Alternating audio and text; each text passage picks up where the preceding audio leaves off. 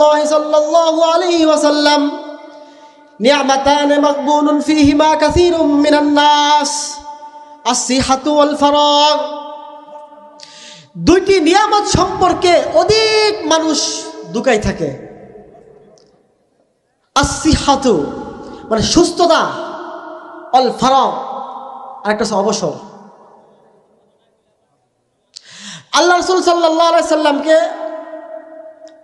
হযরত আব্দুল্লাহ ইবনে মাসউদ রাদিয়াল্লাহু তাআলা জিজ্ঞাসা করলেন, হে আল্লাহর রাসূল, আল্লাহ রাব্বুল আলামিনের কাছে সবচেয়ে প্রিয় আমল কোনটি?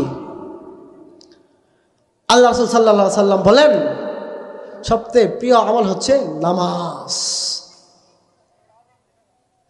তো সুস্থ অবস্থায়, এই যৌবনের অবস্থায় যখন আপনি নামাজ না পড়বেন, বৃদ্ধ হয়ে যাবেন, এই যে শীতের সময় ওযু করতে কষ্ট লাগে, মসজিদে যেতে কষ্ট লাগে, লাগে না? সংক্ষেপ করব না। এরপর আল্লাহ রাব্বুল আলামিন বলেন, ইন্নাল ইনসানা লাফি খুসর, নিশ্চয়ই মানুষ ক্ষতির মধ্যে রয়েছে, তবে তারা নয়, ইল্লাল্লাযীনা আমানু, যারা ঈমান আনয়ন করেছে, ওয়া আমিলুস সালিহাত, নেক আমল করেছে, ওয়া তাওয়াসাউ বিল হক, সত্যের উপদেশ দিয়েছে, ওয়া তাওয়াসাউ বিস সবর। আমি বয়ান শেষ করার আগে সবর সম্পর্কে একটু আলোচনা করব, যেহেতু সময় নাই, অনেক কথা নিয়ে আসছিলাম। তো ওয়া তাওয়াসাউ বিস সবর, সবর সম্পর্কে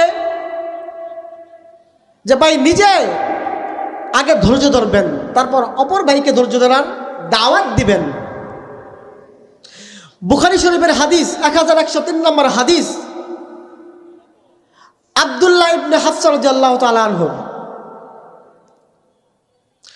হযরত উম্মে সুলাইম রাদিয়াল্লাহু তাআলা আনহা এবং হযরত আবু তালহা রাদিয়াল্লাহু তাআলা আনহুর একটু ছোট্ট ঘটনা বলে আমি ছেড়ে দিব।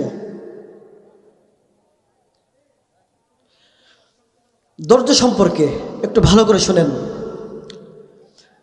হযরত উম্মে সুলাইম রাদিয়াল্লাহু তাআলা আনহা ও হযরত আবু তালহা রাদিয়াল্লাহু তাআলা আনহুর একজন সন্তান ছিল।